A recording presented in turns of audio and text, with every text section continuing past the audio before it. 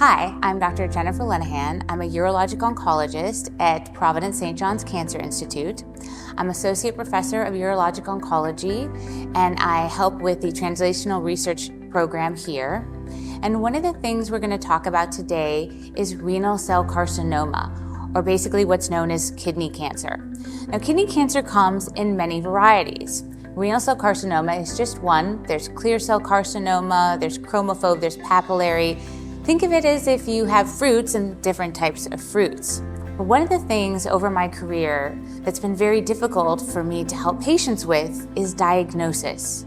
So right now, unlike other cancers, there's no blood marker, there's no urine marker, and you have no way of telling just on a CAT scan or an ultrasound or an MRI whether a kidney tumor is cancer. So often in my practice, what happens is the patient goes to the ER, they get a CAT scan for back pain or stomach pain, they find there's a tumor in the kidney, they call me, they come see me, and I have no way of knowing, is that tumor a cancer? So a lot of what we do when we diagnose patients, and I'm talking to patients about kidney masses, is based on size. So we know when tumors are less than 4 centimeters, there's probably about 70% chance that what I'm seeing on that scan is cancer, and about 30% chance it could be a benign tumor, something called an oncocytoma or something called an angiomyolipoma. So patients can have cancerous masses, they can also have benign masses, but there's really no way to distinguish that without a biopsy, which is somewhat invasive. You have to put a needle through the back and get samples of that tissue. So over the last 8 years that I've been working at St. John's Cancer Institute, we've been working on a urine test for kidney cancer. And after obviously many years, we finally came up with a set of what we call microRNAs that in your urine, if they're in there within certain amounts, can help us determine whether you have kidney cancer or not kidney cancer if we discover a mass. We're also using that same set of microRNAs, or actually what I should say is a little bit different set of microRNAs, to judge whether patients who have kidney cancer are going to get a recurrence. So let's say you come in, we find a mass in your kidney. First thing we have to do is figure out what that is. Is that a cancer or not a cancer? And again, I have a good guesstimate, maybe 70% chance it's cancer, but I don't actually have any way to prove that. So hypothetically, you would get this urine test, we would able to understand, okay, this mass is cancer, it's showing these set of microRNAs, and then take the next steps to treat it. We can also use those microRNAs in the urine to say, okay, you have a cancer, are you likely to recur 3, 4, 10 years down the road? So those are sort of the purpose of a lot of these non-invasive, sort of what we call liquid biopsy type tests. Obviously with the kidney, which makes urine was a very easy marker. It's also easy to get from patients, because you can do this simply in the office. So while this test is not mainstream, over the last 8 years, we've really sort of focused how we're running the test, the different ways we can test the urine, and the different markers that we're finding in the urine. Now, if you're watching my video today and you're like, I don't even know what a microRNA is, I'll explain that a little bit. So in your DNA sequence, your DNA code makes certain proteins, and those proteins have their own individual code. And we can use bits of those codes called microRNAs that are very specific to you or to your tumor to figure out how we can stratify whether you have cancer or not.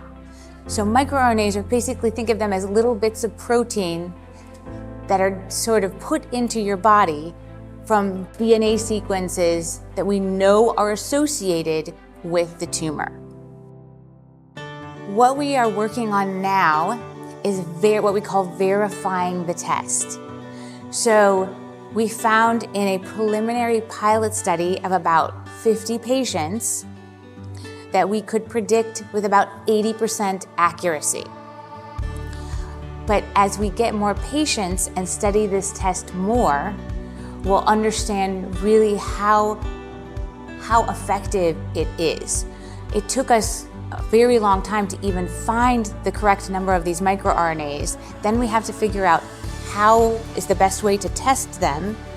And then you have to take a sample group of patients, test that, and if you get good efficacy, then sort of start taking that test out into the world and testing more patients, and that's where we are.